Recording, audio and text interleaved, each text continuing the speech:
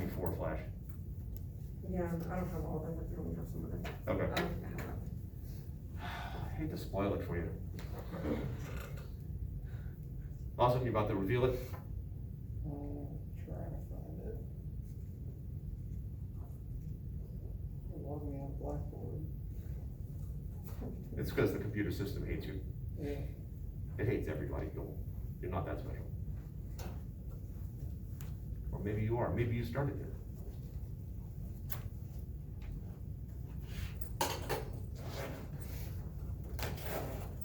So what you miss, Trevor, is this. Reviewing like the word formulas would help us out. I didn't realize that we would need these work and energy. I mean, I can put the three work energy relationships. We got one there. Sort of ought to reveal the others. The total work is equal to the change in kinetic energy, and the non-conservative work is equal to the change in mechanical energy. Those are the three work energy relationships. Not crucial for what my question on the floor is right now. But those will show up later in the course. Quite possibly. Definitely when we get to relativity, this will show up.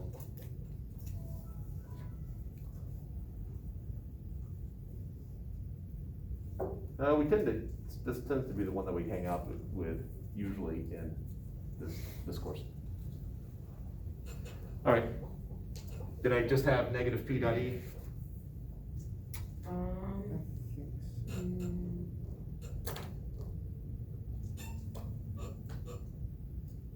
It's in the first part, right? I don't remember. All right, I'm gonna spoil it. Yes. Plus a constant. I can add, as long as I add a constant here, so it can be +1, and the ones are gonna cancel out. Any constant I throw into my equation here will be canceled out when I subtract. So potential energy formula is almost always, actually I can't think of any exceptions at the moment, it's always this plus some constant, which allows us to establish where potential energy is equal to 0.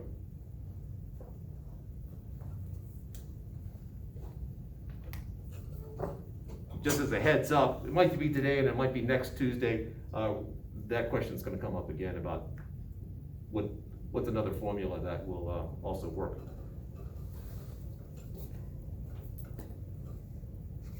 And if I have not, and if the flashcard does not have the plus a constant, then for your quiz, I'm not gonna enforce it if it's not there. If it is there, I am gonna enforce it. The next group, they will have the plus constant. I don't see. I don't see it either. Constant. I don't All see right. it as constant. You don't see it at all, or the plus constant? The plus constant.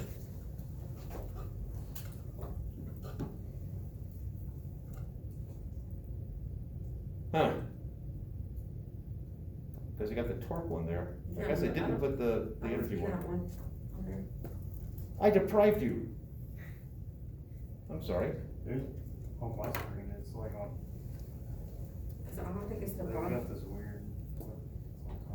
Can't believe it. That's torque also. That's That's the torque one. Yeah, okay. All right.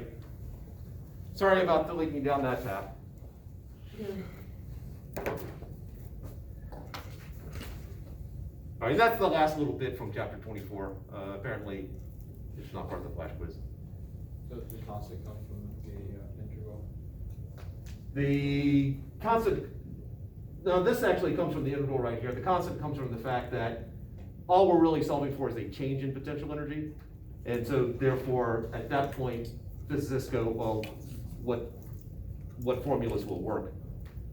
And that is something that does show up again and again in physics. Even if you get to higher advanced physics, you start to get into what's called scalar potential, and just this constant that you can throw in at the end to make the math convenient sometimes.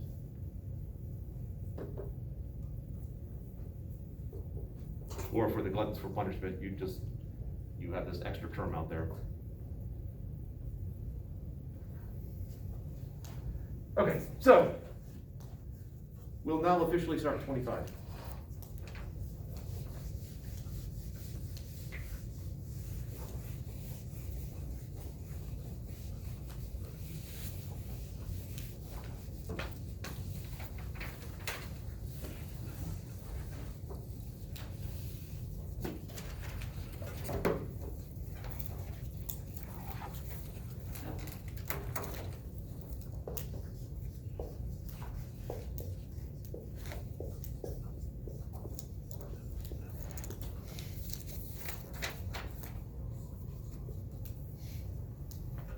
All right, electric flux. A new quantity, but it's based upon the old stuff. Electric flux is another way of trying to sort of quantify what's going on. So if I take a piece of paper and I just hold it like this. So imagine I have an electric field going from the wall on my right to the wall on my left, just going straight across. Electric flux is a way of measuring the amount of electric flux that is going through this piece of paper.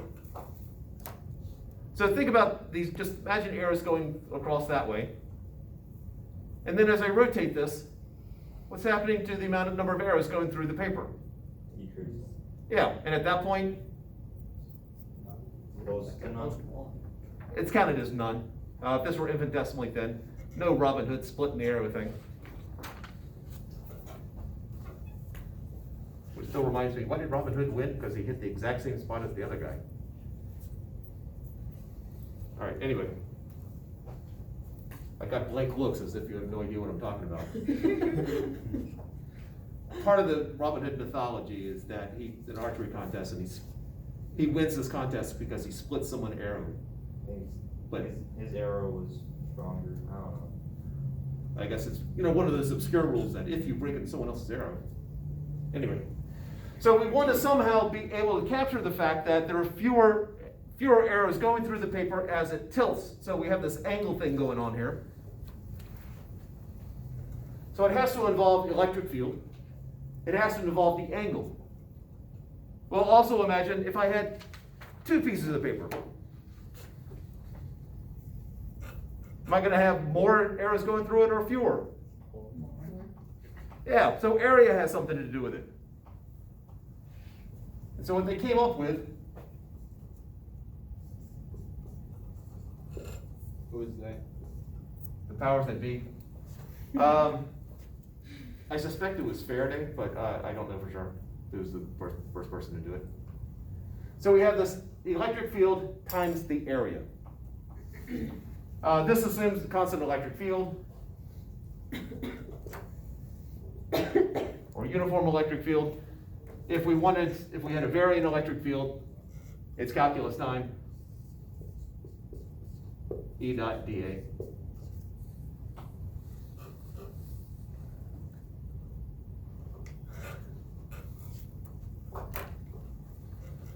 So let's just start out with just a simple example.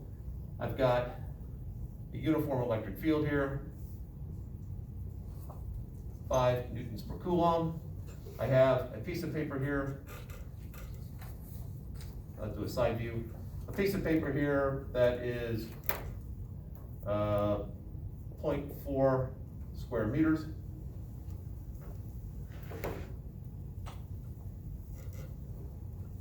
What is the electric flux?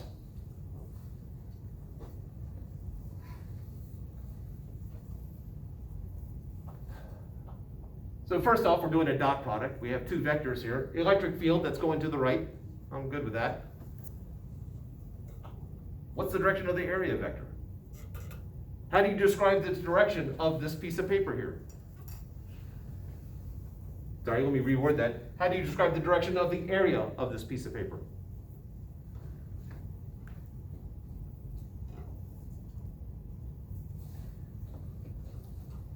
As you identified earlier, the flux is 0 when the arrows are coming across like that. And my flux is maximum when it's like this.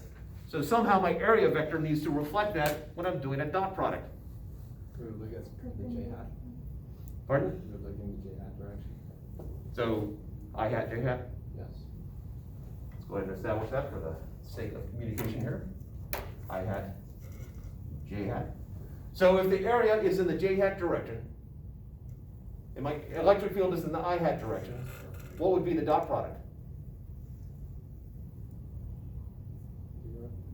Yeah, but we had already established that we should have maximum electric flux here. And Precious, I think you said something? I said perpendicular to the surface of paper.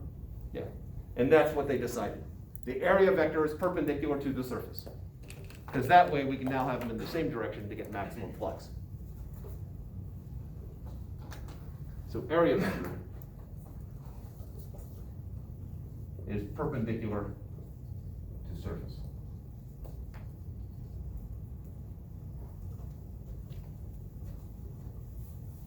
So now, I've got two perpendicular directions here though. I got the I-hat direction and the negative I-hat direction. Which one do I pick? In the direction of the electric field. Sure. What's another option? Opposite direction? Yeah. So which one do you pick? Whichever one you feel like. If it's an open piece of paper, and what I mean by open is I can get from one side to the other, or open surface, I should say, so make it more general. If I can get from one side of the surface to the other side of the surface without going through the surface, that is an open surface. So this is open. I can get from here to here just by moving around it. If that's the case, you get to decide. Typically, what Mario suggested is what people do. You pick the direction of the electric field. However, if you pick the opposite direction in this case, it is not wrong.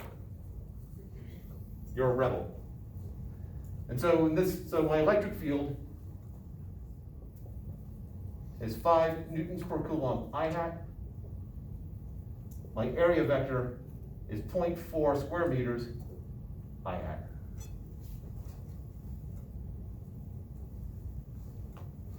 And so my electric flux through this piece of paper, well, with dot products, you're multiplying like components. They're both I hat, and so we just end up with 2 Newton meter squared per coulomb. Because you just multiply newtons per coulomb times meter squared.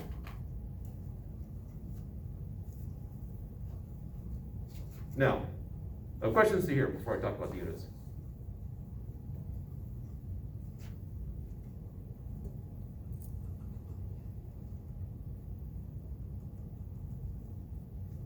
Now, typically, when you've got a mess like this, Newton meter squared per coulomb, the physicists sit down and they go, I don't feel like writing that out. Let's come up with a 1-letter abbreviation. But they haven't yet. It's still open. I guess they're waiting to honor someone else. So this is Newton meter squared per coulomb. For some reason, we'll eventually do magnetic flux. Magnetic flux does have a single unit, but electric flux, the bastard stepchild. And it is a capital Phi also. That's why I have the 2 serifs at the top and bottom. All right, so let's do the next one. Let's stick with our 5 newtons per coulomb for my electric field in the I hat direction. You use the same convention over there. Now we'll put the paper so that it is at a 60-degree angle, like that.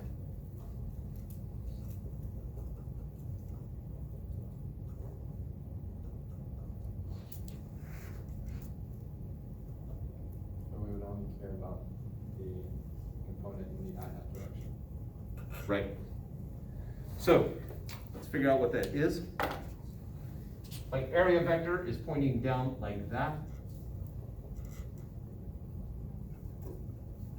We break it up into components. There are several ways of doing it, but we can break it up into components. So if that's 60 degrees, that's a right angle because my area vector is perpendicular to the surface. That would be 30 degrees right there, so that right there would be 60 degrees.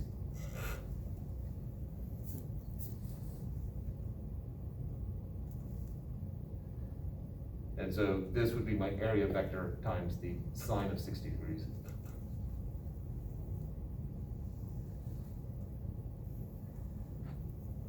Do not automatically assume that when I'm doing a dot product, because if you recall, this would be the magnitude of the electric field times the magnitude of the area times the cosine of the angle between them. Do not assume that the angle I give you is theta. Too many times I see students see the angle and they just pop it in there without thinking through it.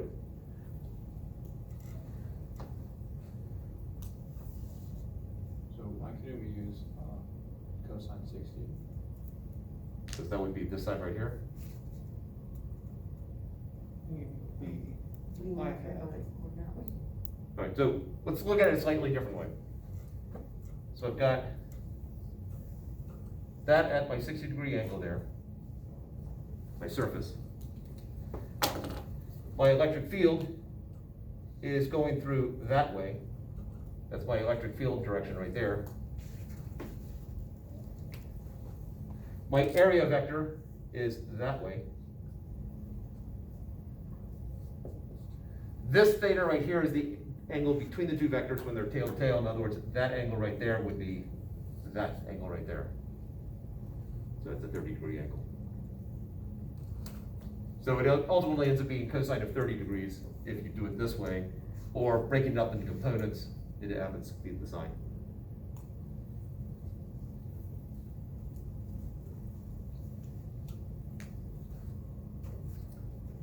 And so sine of 60, that's the square root of 3 over 2, 0.866. It's somewhere a little under 0.36, so 0.32, which is 5.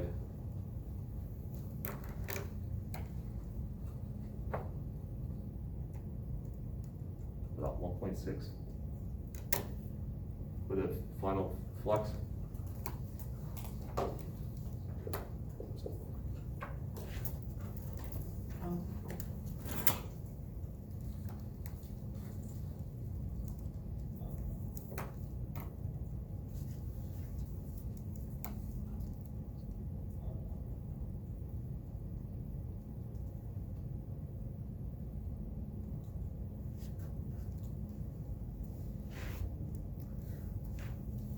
What is A?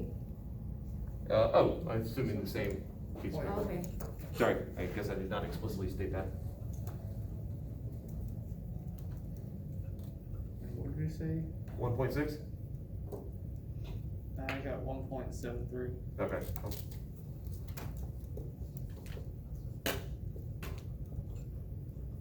Units? Newtons times meters squared over Coulombs. I think you said it. You trailed off right there at the end for my hearing, so. Anyone else get 1.73? Yeah. Okay.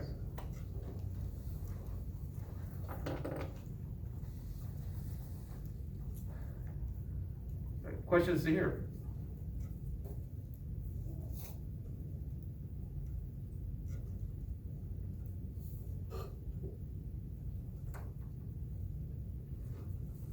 All right, so let's up the game a little bit.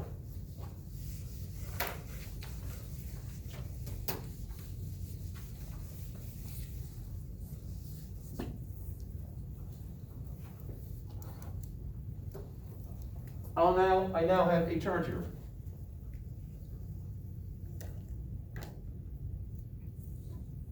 Let's keep it generic.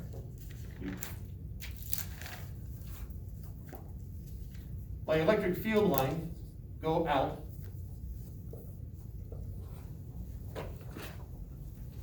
In every direction, obviously. I'm drawing in 2 dimensions here. So I've got this sphere though.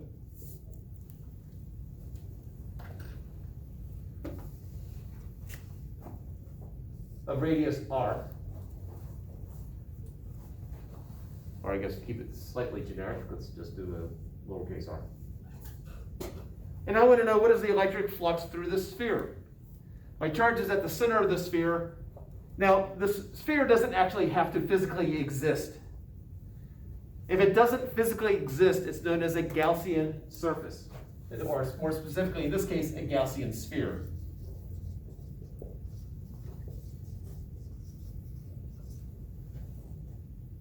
Named after Gauss.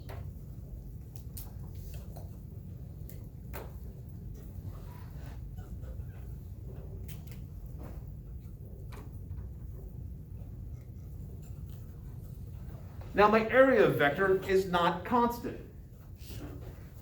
Because at this point right here, my area vector is pointing that way. At this point over here, my area vector is pointing that way. They cannot be the same vectors.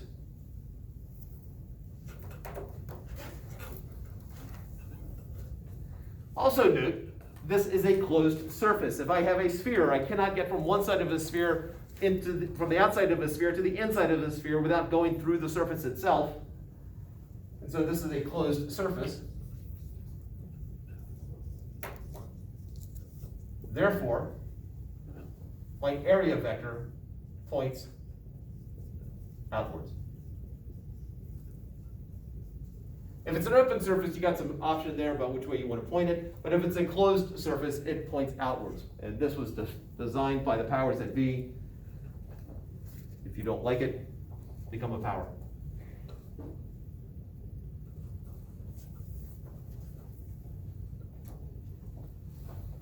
So it says my area vector is constantly in different directions. How do we deal with it? Well, simple enough.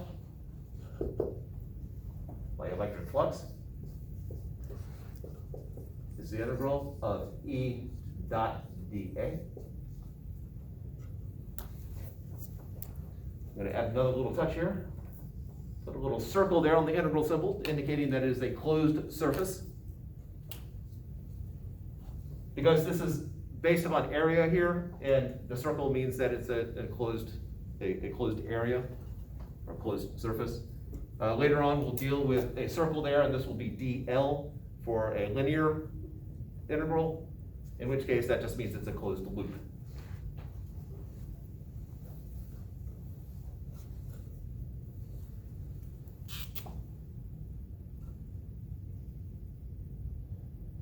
Now, at any particular point, because this is a sphere with a charge centered in the middle, this is dA at that point, and there's my electric field. What is the angle between my electric field and dA at this point?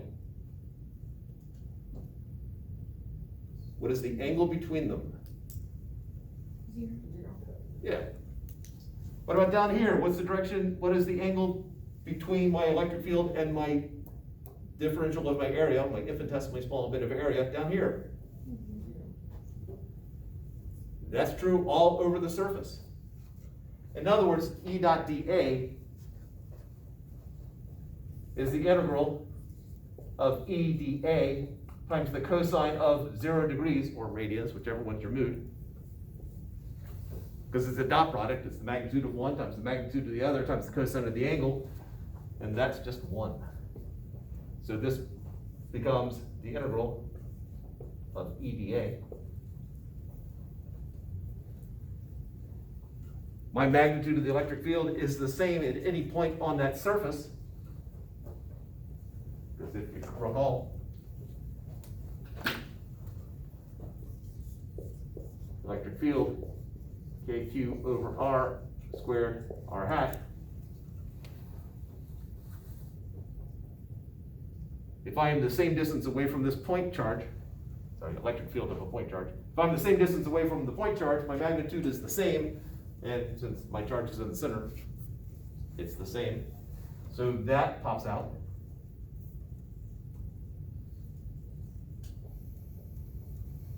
In other words, my magnitude of my electric field is constant, so it comes out. So now I'm doing an integral over a sphere with respect to the area. In other words, since it's a full closed surface, it's just the surface area.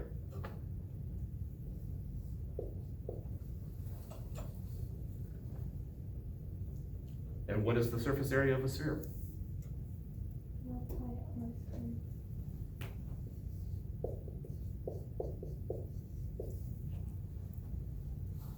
Let's get rid of this stuff over here.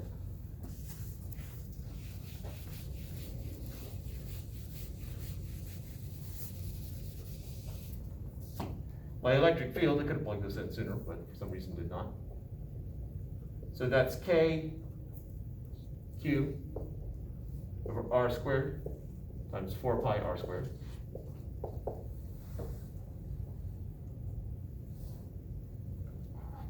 And the R squareds cancel out.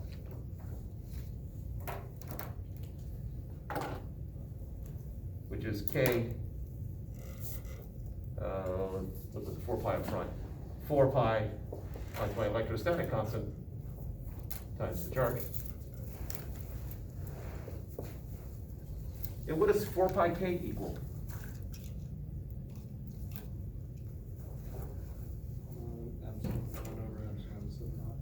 Yep.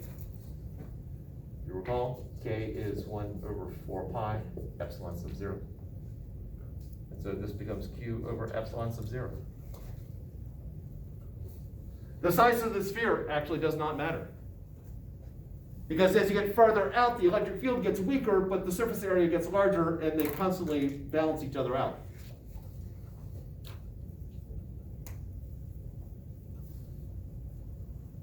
Questions to hear before I make it more general?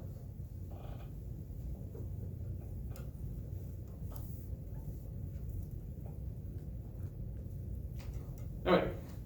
It also doesn't actually matter where the charge is. If the charge is closer to one side than the other, so if the charge is over here, it strengthens the electric field on this, or sorry, the electric flux over here, but weakens the electric flux over there, and it balances out. So we can generalize it that the electric flux through a closed surface equals, we can do the integral form if and you like, equals the charge that's enclosed divided by its epsilon sub naught.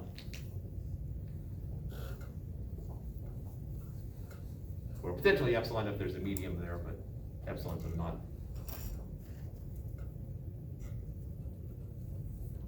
What does it say after Q? That enclosed. It's whatever charge is inside the surface.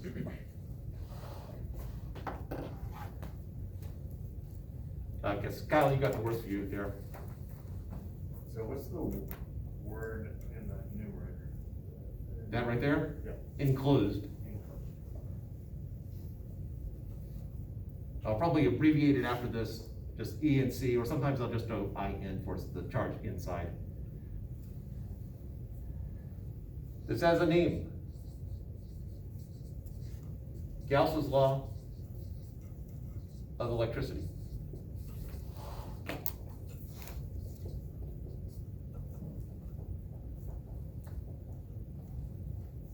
Or for some of you,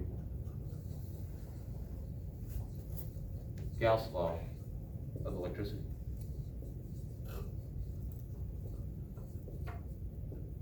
Even though Gauss law is, as long as you got the apostrophe there, is grammatically correct, it still doesn't sound right.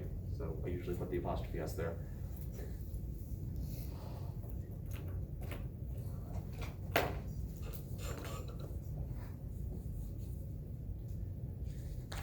So the Gauss law of electricity is that it is just, Q enclosed over epsilon, so it's Is equal to the total electric flux. in a closed surface. Yes. All right, so let's exploit this a little bit. Any other questions, actually, sorry, before we exploit it?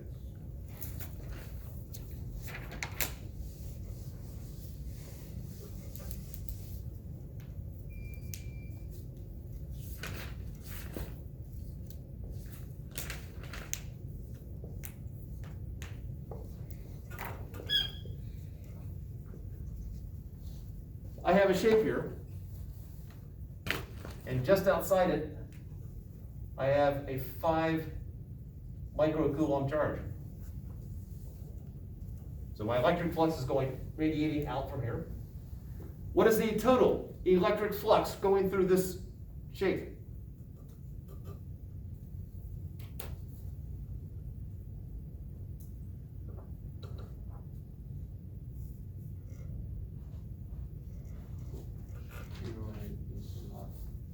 Q over E sub naught. Keep going. That's all I got. But we would have to convert 0.5. No. Just cool. We don't. What Q is that over there? It's not just Q, it's, Q enclosed. yeah, so what's the enclosed charge? We would have to look at the density.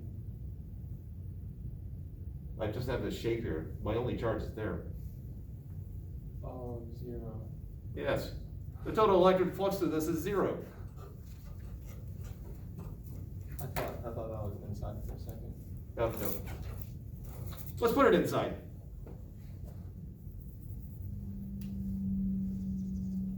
You know what, let's put it right there near the corner down here. So this is 5 microcoulombs. Actually, just, let's make it, nanocoulombs. What's the total electric flux through this surface here? Or through the surface of that shape? Now would that formula work? Well, it worked before also, but, Oh, it wasn't inside. so, use that formula. So that would be 5 times 10 to the negative 9th coulombs divided by 8.85 times 10 to the negative 12th coulombs squared per Newton meter squared. And so we end up with 600, 564. was it? 564. 564? Units?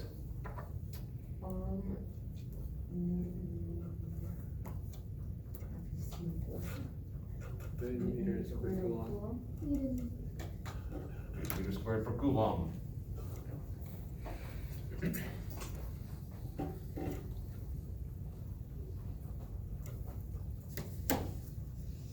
And you're probably looking at this right now and thinking, wow, that's so incredibly cool, I'm glad I came tonight. But what use of this is this to us? Well, by the way, the derivation, this was a pseudo derivation. I took a very specific case of a charge surrounded by a sphere that was equidistant from that charge, and then just generalized it. The more formal derivation, the more generalized derivation, I did do a video on it, so you can watch the more formal one if you wish. I just generally don't do that in class.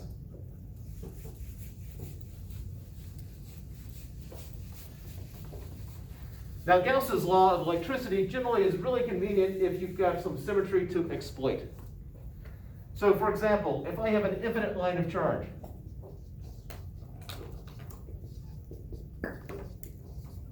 of uniform charge, linear charge density,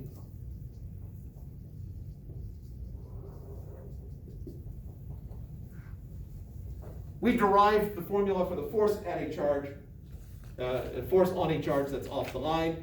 From that, we derive the electric field by dividing by that whatever charge is off the line. We're now going to derive the electric